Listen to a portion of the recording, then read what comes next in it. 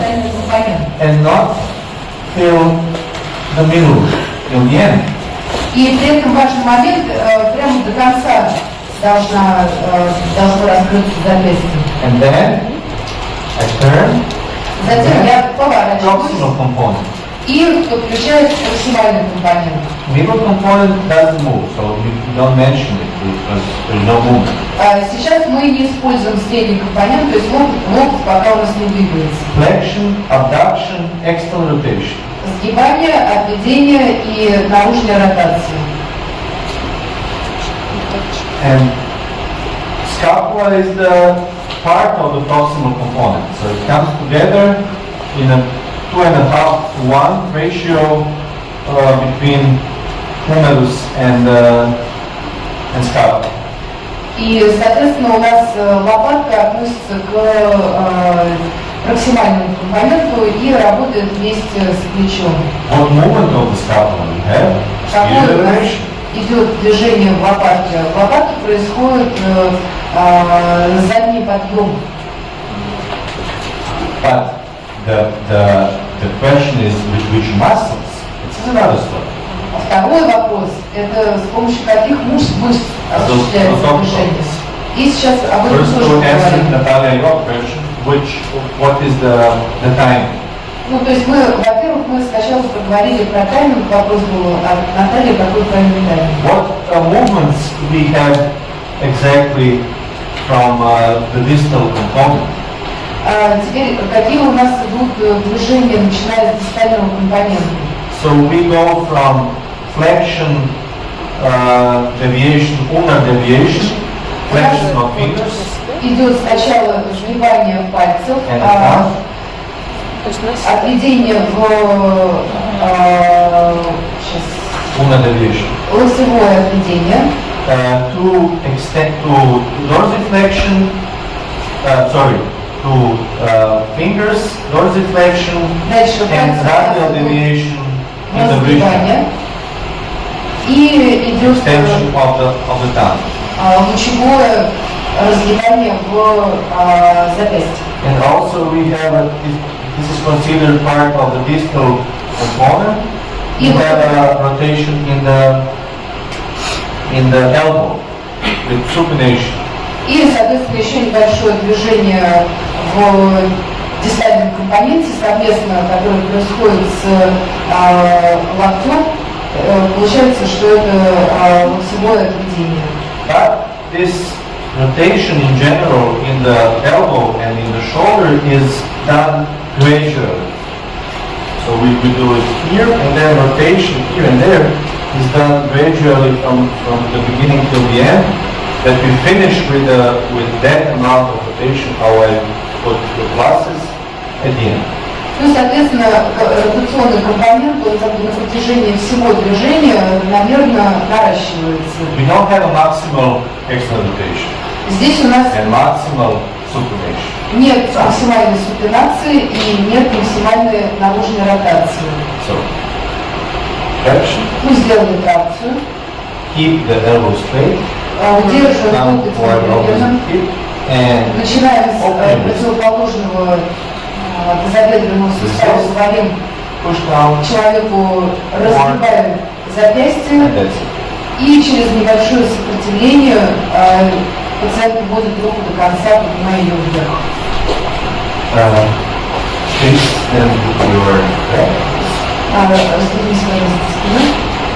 And when we observe now the movement of the scapula with this movement, теперь, когда мы с вами будем смотреть на движение лопатки при этом паттерне, when we go up, когда рука поднимается вверх, scapula should follow with posterior elevation. Лопатка должна в этот момент подхватить задний подъем. And the muscle work, when we facilitated posterior elevation, we said upper trapezius, levator scapula. А мышцы, при этом, которые участвуют, это верхняя трапеция и мышцы, поднимающие лопатку. Now we have serratus anterior as a stabilizer. Соответственно, зубчатая мышца у нас работает как And стабилизатор. lower trapezius working eccentrically, bringing scapula in upward rotation. А нижняя порция трапеции у нас работает эксцентрически, позволяет лопатке двигаться в отведение. So you have this contraction of lower trapezius, letting go slowly with scapulohumeral rhythm 2.5 to 1. И, соответственно, нижняя As a mover, as a stabilizer, serratus. нижняя порция трапеции у нас работает эксцентрически, выполняет движение, помогающее движение в плечо-лопаточном суставе и обеспечивает корректное движение плечо-лопаточного ритма. So it's a little bit another muscle work compared to what we facilitated pure posterior relation. Ну, соответственно, в мышечной работе эта работа в данном паттерне отличается от работы мышц в работе исключительно паттерна лопатки. I found in the literature they say there is activity of lower trapezius and also upper trapezius. But for me, doesn't make sense because this is a opposite muscle. How does it work together? For me, I think that lower trapezius work eccentrically and can bring the scapula up with the control, with the help of serratus anterior as a stabilizer. That's it. Ну, Сиша говорит о том, что он в литературе читал, что одновременно должны работать и верхняя порция трапеции и нижняя порция трапеции, но он говорит, что эти две мышцы на самом деле должны работать по-разному. То есть нижняя порция трапеции, она работает эксцентрически и помогает эксцентрически подниматься лопатки вверх, при этом, соответственно, зубчатая мышца стабилизирует лопатки. Once I had a patient, ballerina. Однажды у него в качестве пациента была профессиональная балерина. And I asked her, how did you learn in the ballet school to keep your arms elevated like this for, I don't know, 5 minutes? И он ее спрашивал, как их в балетной школе обучали удерживать руки над головой сверху в течение, например, долгого времени, 5 минут. And she said, if you want to keep it for a longer time, you have to bring your shoulders, she said, shoulders down. Ну, и она сказала, что And keep it there. And then so she relaxed upper trapezius. им говорили о том, что чтобы удерживать долго руки наверху, нужно расслаблять плечи. Но на самом деле это означало, что нужно расслаблять верхнюю порцию трапеции. Try. That's right. All so bring arms up. Поднимаем руки вверх. Your scapula is relatively down, relatively. Лопатки сейчас должны быть примерно на середине своего пути между верхней и нижней точкой. Upper angle, lower angle forward for serratus. Нижний угол лопатки мы толкаем вперед, подключая зубчатую мышцу. And keep them with the lower trapezius. You should feel it somewhere down. И также вы должны ощущать нижнюю порцию трапеции активно сейчас. You should not feel so much tension in the upper trapezius. А в верхней порции трапеции сейчас не должно чувствоваться значительного Maybe you feel a little bit, but может быть немножечко, но не сильно. that's right. Okay, I think that's important that we clarify how do we raise our arms. Здесь считают, что это важный момент проговорить, как мы с вами поднимаем руки. So, and then let's practice a little bit more flexion abduction. Насчет еще практика того же самого паттерна или нет? Maybe. No? It's okay? Okay. Then let's write a little bit about flexion abduction.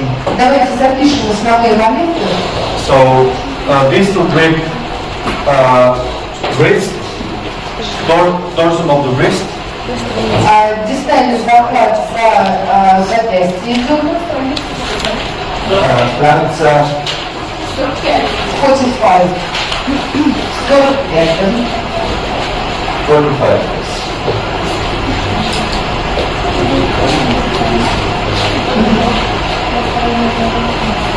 Dorsum of the wrist, discipline, and Дистальный захват за дорсальную часть запястья. proximal grip, cradling the baby or holding the baby. Проксимальный захват мы представляем, что мы как будто бы удерживаем ребенка. That means anterior lateral part of upper arm, limbs. И, соответственно, мы беремся за плечевую кость, передняя верхняя часть.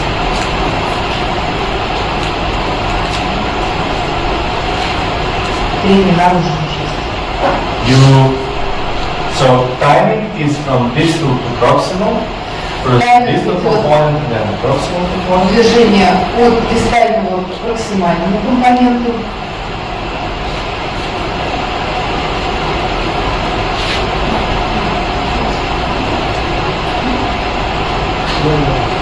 От дистального к проксимальному.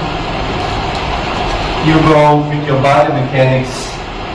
First distal component, turn yourself into the diagonal and then follow with a weight shift on the front leg. И, соответственно, первый компонент у нас идет разгибание запястья, дальше терапевт поворачивается, переносит вес, и движение идет уже до конца сгибания.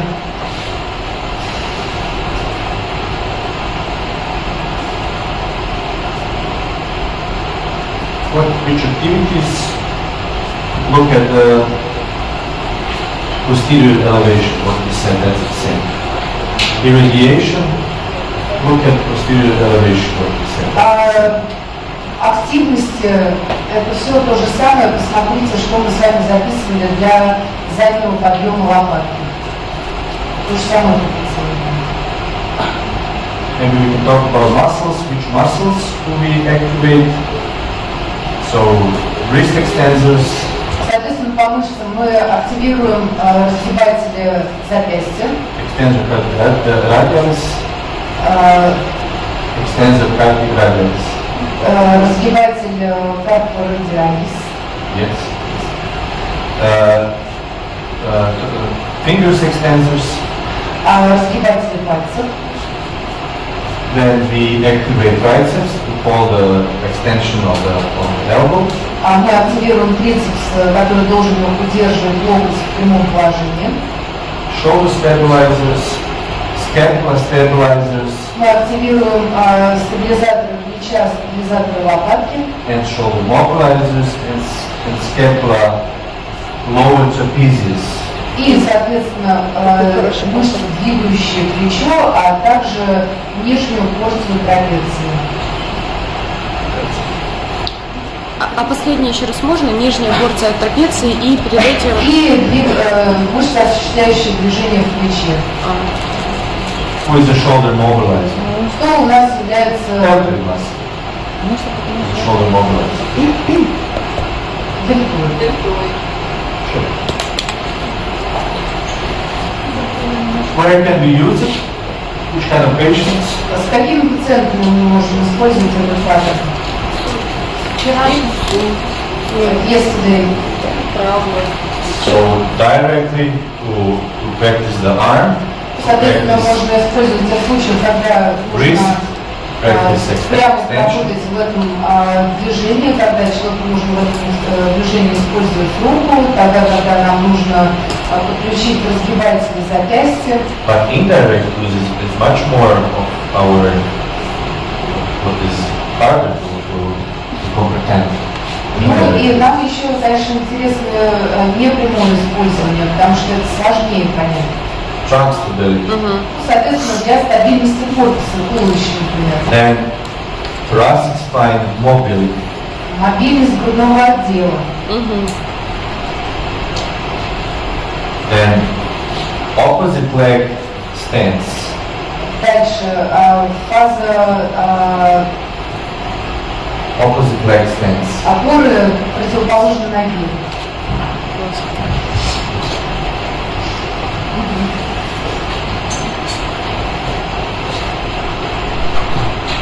And also, of course, the same leg swing. И, естественно, фаза маха на одноименной ноге.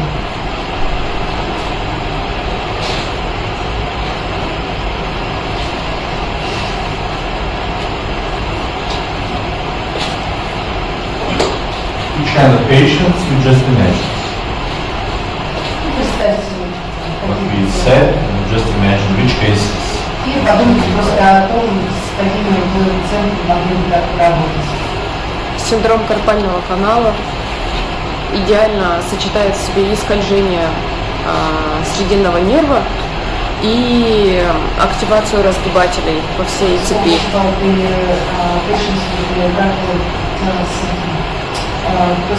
Good question.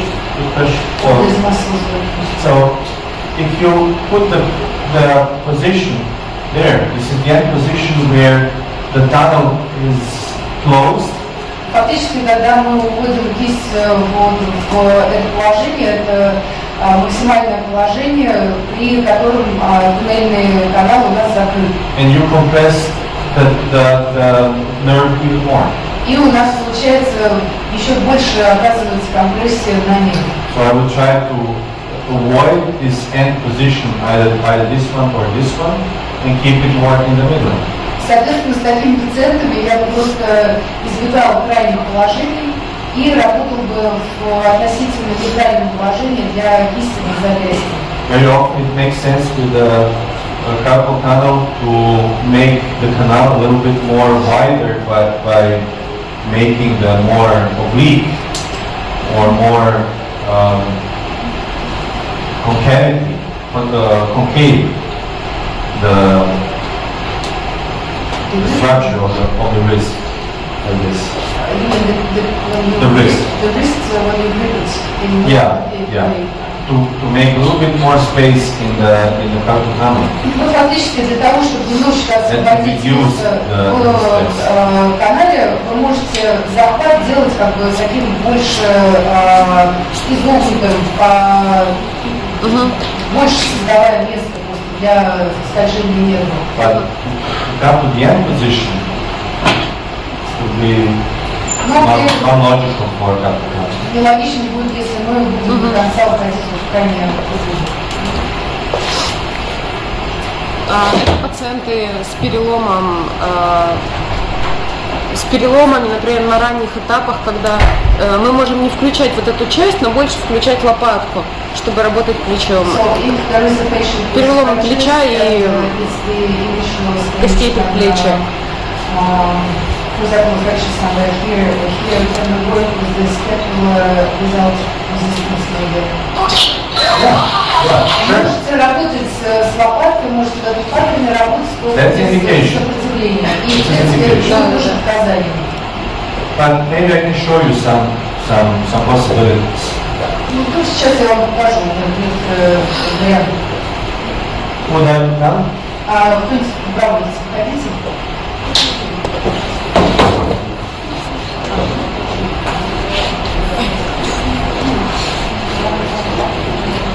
If we want, for example, if we want transtability, если мы хотим обеспечить большую стабильность туловища,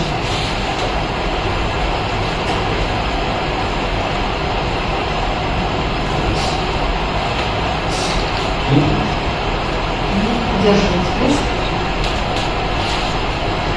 now open your wrist, Разгибайте самого. И keep it there, удержите. keep your trunk stable, Удерживайте корпус стабильно. and squeeze your hand, Сожмите squeeze, мозоль push down, и тяните вниз. push, and open, Раскройте. up, more, keep it there. Give her a little bit of approximation, Я даю additional немножко аппроксимацию stability, для and дополнительной squeeze, стабильности. push down. Сожмите и тяните вниз. Еще лучше. This is for trunk stability. Это было как раз для стабильности корпуса. If I want, for example, opposite leg activation of glutes or preparation for standing, Если я хочу, чтобы с противоположной стороны активировать больше ягодицы для того, чтобы подготовить пациента к положению стоя, and hard. Раскройте руки, удерживайте.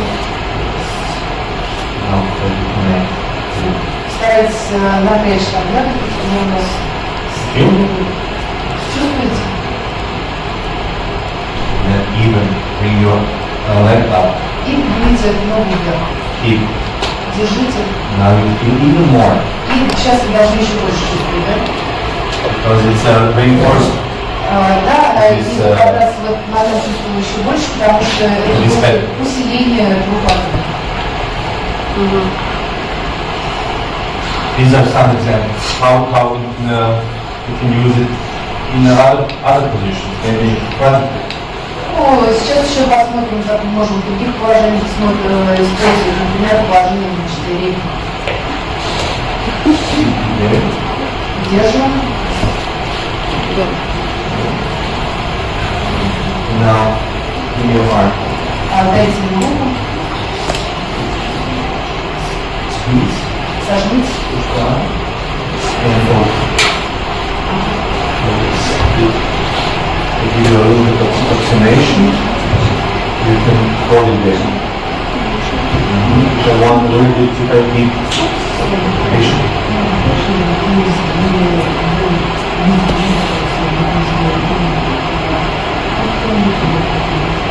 Sure. So keep it there Сейчас удерживайте руку, and squeeze.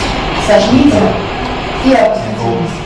Раскройте. And you keep it И держите just not вниз. stable. Maybe I can make a little bit more even difficult.